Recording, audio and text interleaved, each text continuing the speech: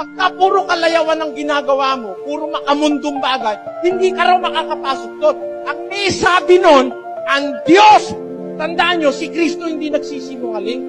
Ang Ama hindi nagsisinungaling. Pag sinabi niya hindi ka makakapunta ron, hindi ka talaga makakapunta.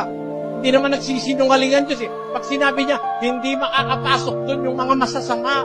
Ayan, yung Lunes, lasing Martes, lasing Miyerkules, nasa kasino, Huwebes, nasa kabaret, hindi ka makakapasok doon. Kahit ano pang ganun ang gawin mo. Talagang hindi ka makakapasok doon. Si Kristo may sabi doon. Huwag natin lokohin sarili natin. Sabi ng Diyos, hindi makakapasok doon ang lasenggo. Hindi naman kita hinahatulan. Mahal nga kita, kaya ko to sinasabi. Sabi niya, sugarol ka, hindi ka makakapasok doon.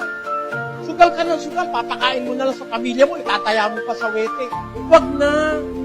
Pagka puro kalayawan ang ginagawa mo, puro makamundong bagay, hindi ka raw makakapasok doon. Ang may sabi nun, ang Diyos